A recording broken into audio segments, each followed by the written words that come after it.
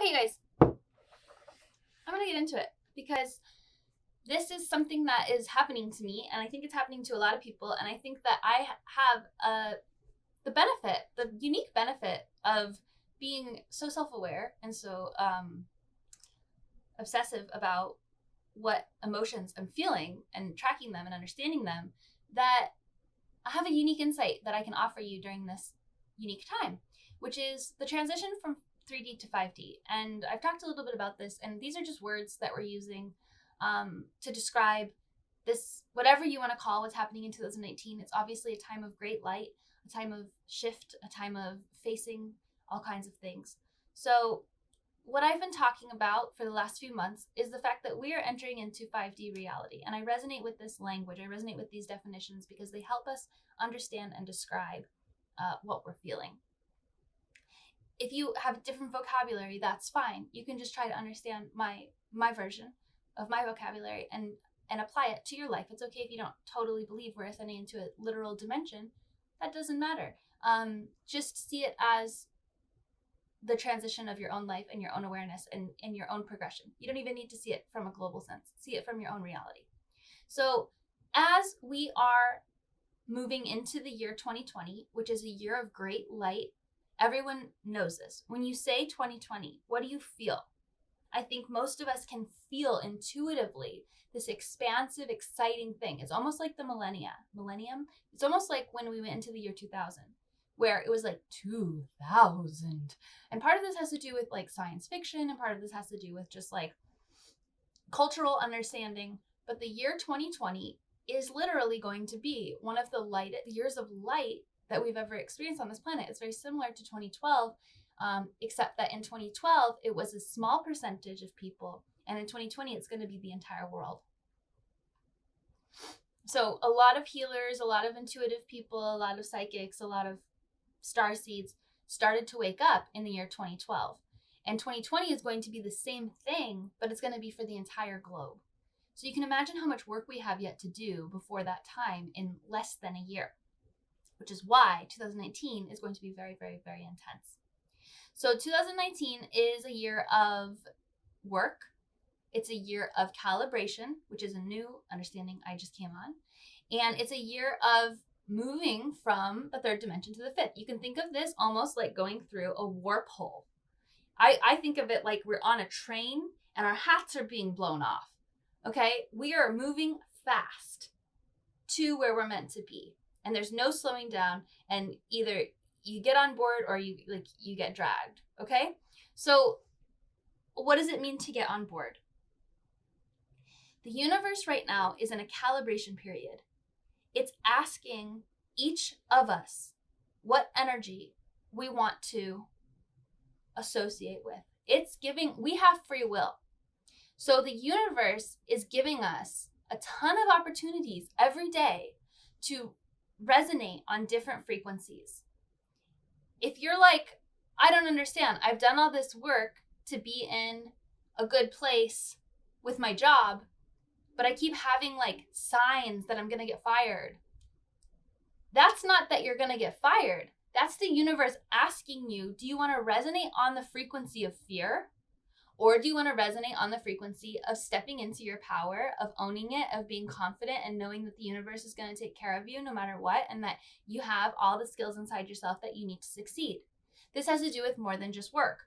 This has to do with every facet of life. If you get in your car and you have anxiety about driving, the universe is going to be asking you, presenting you with questions about what kind of energy you want to reside in. So now more than ever, it's extremely important that we're monitoring our thoughts, that we're aware of how we feel, and that when we get negative reflections, we say, no, I am not going to be gossiping. I am not going to be harming people. I'm not going to believe in fear. I'm not going to give way to these fear-based realities. I am an angel of light and love. I'm a pillar of light. Whatever kind of meditation you have to be your strongest, most divine self, that is what I'm calling you to rely on during this time. Because we are being just constantly, it's an onslaught of tests.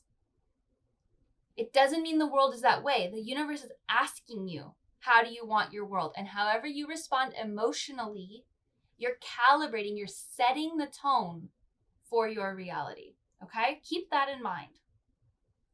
Now, I want to talk about the second thing that is really important to acknowledge, which is the pain and the difficulty of transitioning into a new reality.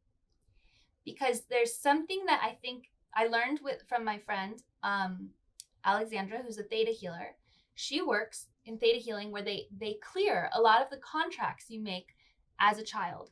And you don't realize, especially if you're the type of person to really pledge yourself to something. I'm that type of person.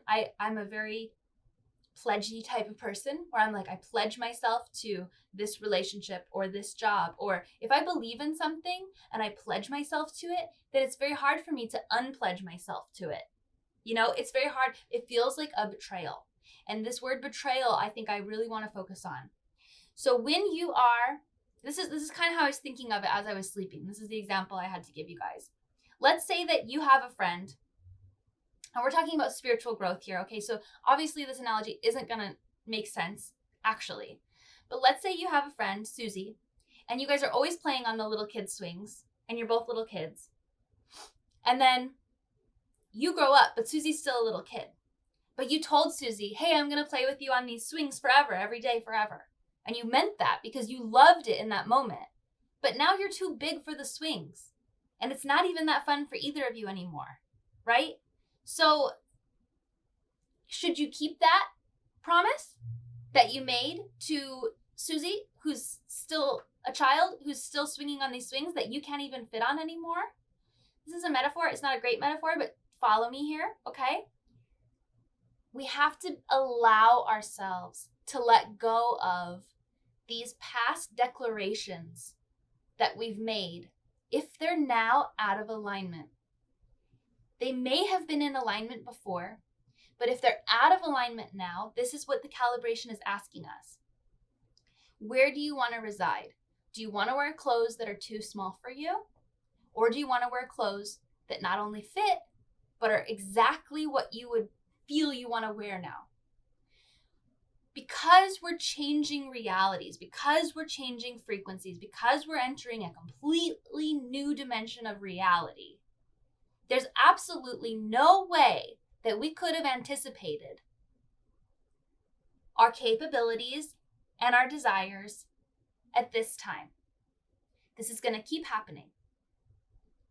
As we move forward, we're going to have new capabilities. We're going to have new thresholds of understanding. We're going to have new desires, and we're going to have new resources to meet those desires.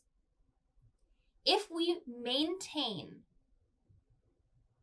try to maintain some sense of honor to an old way of being, we will not only be held back, but we will be suffocating ourselves.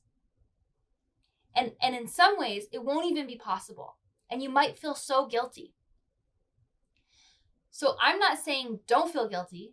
I'm saying honor and recognize your past declarations and your past contracts, and realize that maybe other people aren't on the same path as you, and they might not understand your changes.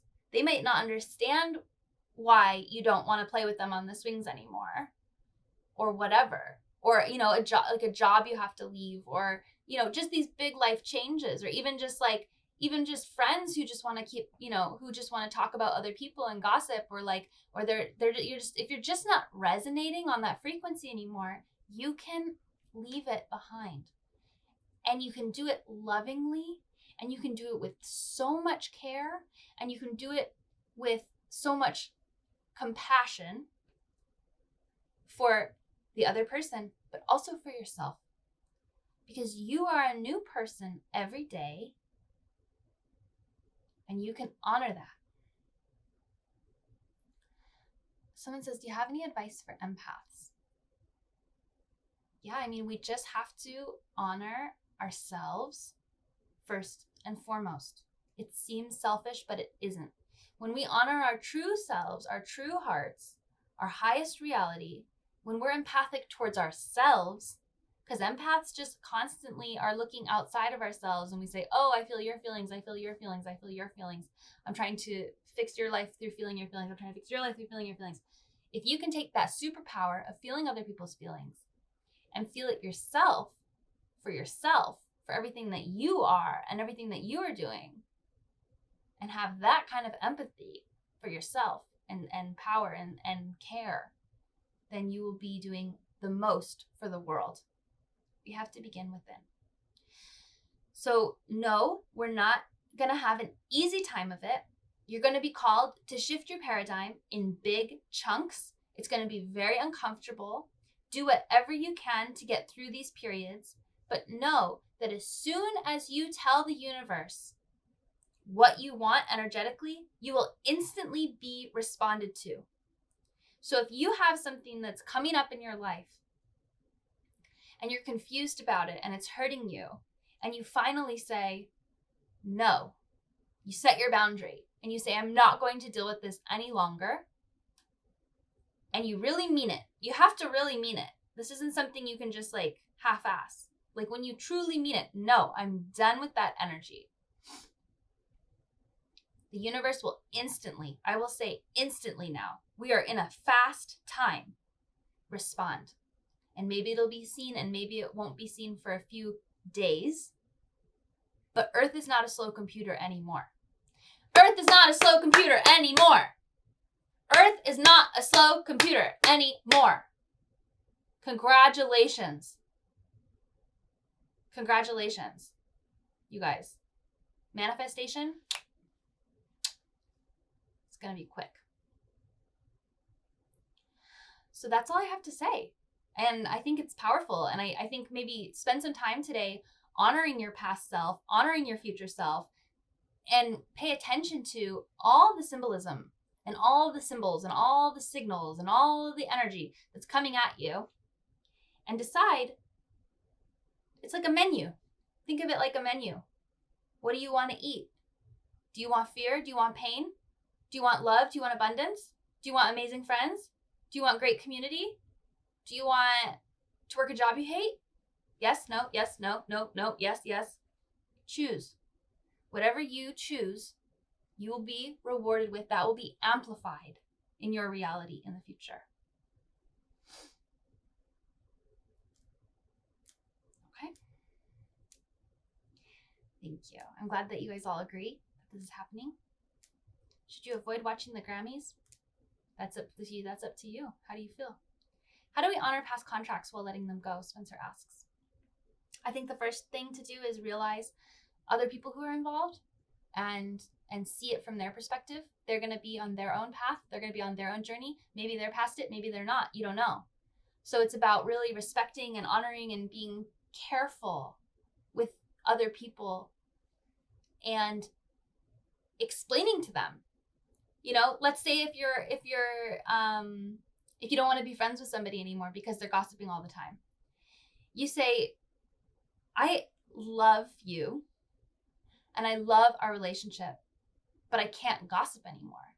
And maybe you give them the opportunity to change as well. And maybe they get it, maybe they don't. But to set it up with that care and that understanding, it's not like, I'm not saying just like ditch everybody in your life, you know?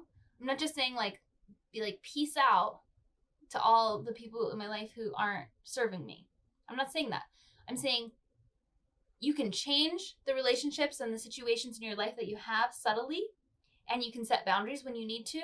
And if you've got a past contract of yourself where you say like, let's say you have a contract with yourself to be poor because you feel like being poor is more honorable, because you feel like being poor is closer to divinity, or you, because you hated money or something like that. But you recently are realizing that money is a great tool that you can use for creative projects. And you're realizing, I need money to create. I need money to create. Let's say that's all you realize. And then you have to shift your perspective. Your old self is going to be like, no, like a little kid. No, money's bad. We hate it. I don't want to like money. It'll throw a little fit. And so how do you treat that energy with compassion? How do you pick up that little child who wants to just throw a fit and say, you said we weren't going to do that. And you explain to them, I know I said that because before, with my limited perspective, I felt like that was the best thing to do. But now I can see more clearly and with a higher vision what beauty and what wonderful things we can have if we follow this other path. Please trust me in following me on this other path, because not only will I be taken care of, but you, dear little past self, will also be taken care of as well. We're going to live the life that we've always deserved. And that's okay, and that's beautiful. Think of it like an inner child. Perfect, Christine.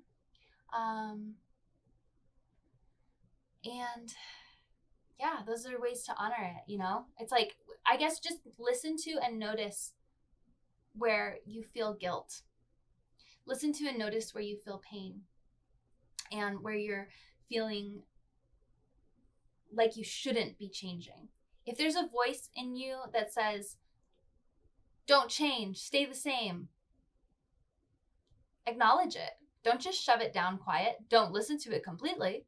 Just say, I hear you.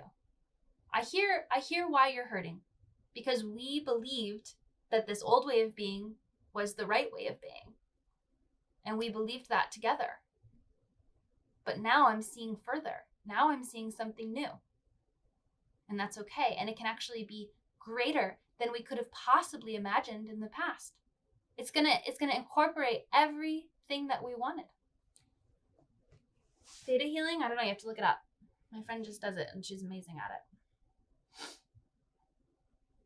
You guys, thank you. Uni bless.